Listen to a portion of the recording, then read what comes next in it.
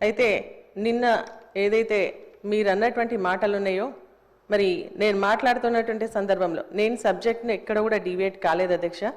నేను women and child welfare, SC, ST, BC, minority, rural development మీద మాట్లాడుతున్నానని చెప్పేసి ఫస్టే చెప్పడం జరిగింది అధ్యక్ష.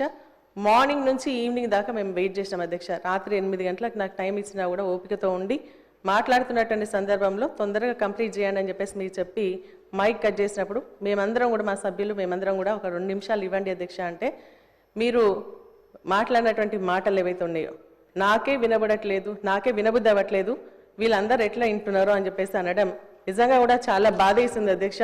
ఎందుకంటే మరి మా ప్రోటోకాల్స్కి సంబంధించినటువంటి ఇష్యూలో మీరు ఇన్వాల్వ్ అయ్యి మరి జిల్లా కలెక్టర్ని పిలిచి మాట్లాడినటువంటి మీరే ఒక మహిళగా నేను మాట్లాడుతున్నప్పుడు ఒక సీనియర్ శాసనసభ్యురాల్ని మంత్రిగా పనిచేసినాను. నేను ఎక్కడ కూడా అన్పార్లమెంటరీ మాట్లాడలేదు. ఎందుకంటే సభలో చాలా మంది ముఖ్యమంత్రి, మంత్రులు, సభ్యులు అందరూ కూడా మాట్లాడినా కూడా ఇక్కడ ఉన్నటువంటి కొత్తగా ఉన్నటువంటి శాసనసభలో కూడా నేను చెప్తాను అధ్యక్ష, ఇది ఇట్లా మాట్లాడాలా, 0 ఓవర్లో ఒకటే సబ్జెక్ట్ మాట్లాడాలా, మనం మాట్లాడద్దు అని చెప్పేసి చెప్పేటువంటి స్టేజ్లో ఉన్నటువంటి నన్ను మరి మీరు నిన్న ఏదైతే మాట్లాడినరో నాకు చాలా బాధ అనిపించింది అధ్యక్ష. ఎందుకంటే నేను ఓన్లీ సబ్జెక్టే మాట్లాడినాను అధ్యక్ష. సబ్జెక్ట్ని మించి నేను ఒక్క విషయం కూడా బయటికి జరగలేదు. మరి అటువంటి సమయంలో మీరు మాట్లాడినటువంటి మాటలు నిజంగా చాలా చాలా బాధ అనిపించింది అధ్యక్ష. నేను ఇక్కడ ఉన్నప్పుడు నాకు వినపడలేదు అధ్యక్ష. ఎందుకంటే అల్లరి చేస్తా ఉన్నారు, ఇక్కడ అక్కడ అందరూ కూడా అల్లరి చేసినప్పుడు మాకు వినపడలేదు.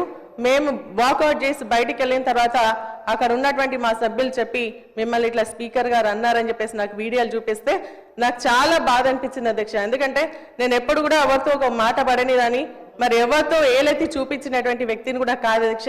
నేను డిసిప్లిన్గా క్రమశిక్షణతో మరి ఎక్కడున్నా కూడా లాయల్గా ఉండడం నాకు అలవాటు అధ్యక్ష.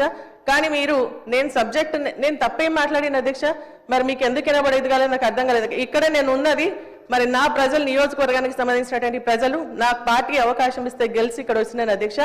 నేను ఇక్కడ మాట్లాడేది నా నియోజకవర్గ ప్రజలకు సంబంధించినటువంటి సమస్యలు, అక్కడ ఉన్నటువంటి ప్రభుత్వానికి సంబంధించినటువంటి ఇష్యూస్ ఏవైతే ఉన్నాయో వాటిని ఎత్తి చూపిస్తూ ఇవి చెయ్యండి అని చెప్పేసి సలహాలు ఇచ్చేటువంటి అపోజిషన్ పార్టీలో ఉన్నాను అధ్యక్ష. అదే విషయం నేను నిన్న మాట్లాడినా తప్ప మరి ఎక్కడ కూడా నేను డీవియేట్ అయి మాట్లాడలేదు, అన్పార్లమెంటరీ మాటలు మాట్లాడలేదు. అయినప్పటికీ కూడా మీరు నన్ను ఉద్దేశించి ఒక మహిళగా నన్ను ఉద్దేశించి మాట్లాడినటువంటి మాటలు నిజంగా నాకు చాలా చాలా బాధ అనిపించింది అధ్యక్ష. మరి అది మీకు మంచి అనిపిస్తే మీరు రికార్డులో ఉంచండి అధ్యక్ష, లేదు అంటే మరి దాన్ని విత్డ్రా చేసుకోవాల్సిందిగా నేను కోరుతాను. ఎందుకంటే సభాపతిగా మా హక్కులు కాపాడాల్సినటువంటి బాధ్యత మీది.